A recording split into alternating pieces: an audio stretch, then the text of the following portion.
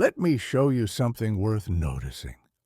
There's a specific kind of tension that shows up in people who earn more than they ever thought they would. It's not about the money itself. It's about the fact that the money didn't solve what they thought it would solve.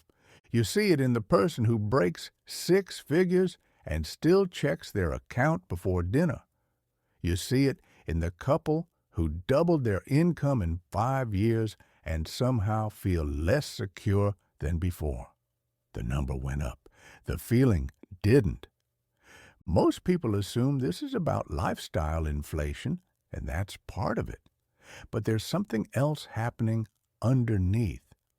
Something quieter and harder to name.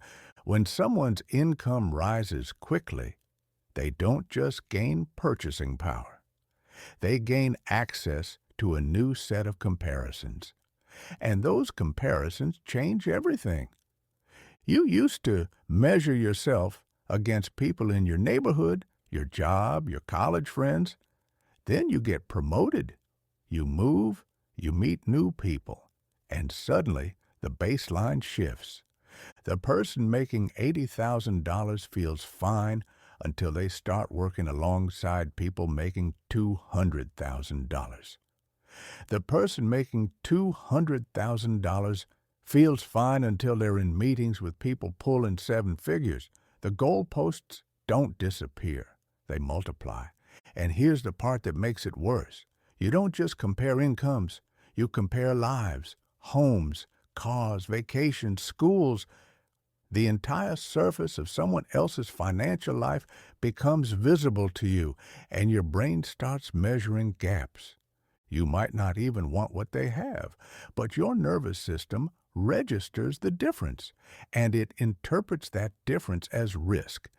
This is where the psychology gets tricky, because the feeling of being behind isn't always about wanting more. Sometimes it's about feeling exposed, like you're one mistake away from falling back to where you started. High earners often carry a specific kind of financial anxiety that people on the outside don't expect. It's not the anxiety of scarcity. It's the anxiety of volatility, of knowing that the income you have now might not last, that the job could end, that the market could turn, that you might not be able to do this again. So they save aggressively. They avoid spending on things they actually want. They track every dollar like they're still broke. And from the outside, it looks irrational. But from the inside, it feels like the only rational response to uncertainty. There's a term in behavioral finance called the hedonic treadmill. It describes how people adapt to new levels of comfort and return to a baseline level of happiness. But that's not quite what this is. This isn't about adaptation. It's about recalibration. Your brain doesn't just get used to having more. It recalibrates what enough means based on the new environment you're in. And in most cases, enough gets further away. You thought $100,000 would feel like wealth. Then you made it and realized it didn't. So you assumed the problem was the number. You thought $150,000 would do it, then $200,000, and each time, the feeling you were chasing stayed just out of reach. Because the feeling you're chasing isn't tied to a number. It's tied to a sense of security, status, or freedom that you've linked to money in your mind. And if that link isn't examined, no amount of income will ever feel like enough. Here's what makes this especially hard to escape. The more you earn, the more you're surrounded by people who earn even more. And the more you're surrounded by those people, the more your sense of normal recalibrates upward.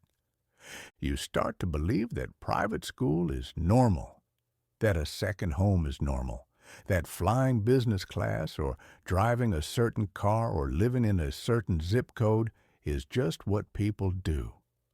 And if you're not doing it, you feel like you're falling behind. But here's the thing. You're not comparing yourself to everyone. You're comparing yourself to the top 5% of the top 5%, and that comparison is invisible to you because it feels like your peer group. This is why high earners often feel poor while objectively living lives that most people would consider wealthy. They're not measuring themselves against the median. They're measuring themselves against the upper edge of their visible world. And that edge keeps moving. Now here's where it gets even more complicated. Because some of these people are also supporting families. And when you add kids into the equation, the sense of responsibility multiplies. You're not just thinking about your own security anymore. You're thinking about theirs. You're thinking about schools and tutors and sports and college and health insurance and what happens if you lose your job. Every financial decision starts to feel like it has stakes. And if you grew up without much, that feeling intensifies because part of you is still operating from the mindset of the kid who didn't have enough, who watched their parents struggle, who learned early that money was the thing that kept bad things from happening. That version of you is still in there, still scanning for threats, still assuming that the floor could drop out at any moment. And no matter how much you earn now, that version of you doesn't believe it's safe. So you save more than you need to. You avoid risks that might actually make sense. You feel guilty for spending money on things that would genuinely improve your life. Because deep down, you're still operating from a scarcity model even though your circumstances have changed. This is where the gap lives, between what you have and what you feel, between the objective reality of your financial situation and the subjective experience of it. And the hard part is that you can't logic your way out of this. You can't just tell yourself you're doing fine and expect the feeling to change, because the feeling isn't coming from a rational place. It's coming from a nervous system that was wired under different conditions and hasn't fully updated. So what do you do with this? How do you recalibrate when your brain keeps moving the target? One thing that helps is to stop comparing yourself to people whose financial lives you don't actually understand. Because most of what you see is surface. You see the house, the car, the vacation. You don't see the debt, the inheritance, the stock options, the help from family, the income streams you don't know about. You're comparing your internal experience to someone else's external presentation, and that comparison is almost always going to make you feel like you're behind. Another thing that helps is to define what enough actually means for you, not in terms of income, in terms of life. What does financial security actually look like? What does freedom look like? What would have to be true for you to feel okay? Because if you don't define it, your brain will just keep borrowing definitions from the people around you. And those definitions will keep shifting as your environment shifts. This doesn't mean you stop wanting more. It just means you stop outsourcing the definition of enough to people who aren't living your life. There's also something useful in recognizing that the feeling of being poor and the reality of being poor are two different things. And the feeling doesn't always reflect the facts. You can feel broke while having a healthy savings account. You can feel behind while being ahead of 90% of people your age. The feeling is real, but it's not always accurate. And when you start to separate the feeling from the facts, you get a little more room to make decisions that aren't just reactions to anxiety. Here's the other thing. The way you feel about money now was shaped by the conditions you experienced before. And those conditions might not apply anymore, but your nervous system doesn't know that. It's still operating as if you're one bad month away from losing everything, as if every dollar spent is a dollar you might need later, as if the safety you have now could vanish at any moment. And in some cases, that vigilance served you. It helped you get here. But at some point, the strategy that got you to safety can become the thing that keeps you from enjoying it.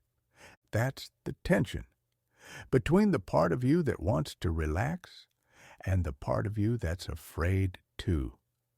Between the life you've built and the life you're still bracing for. There's no clean way to resolve this. But there is value in noticing it, in recognizing that the story you're telling yourself about money might not match the reality you're actually living. Because once you see that gap, you can start to ask different questions. Not, how do I earn more? But what would it take for me to feel secure with what I have? And that question changes everything. Thanks for watching. Subscribe and turn on notifications so you don't miss what's next.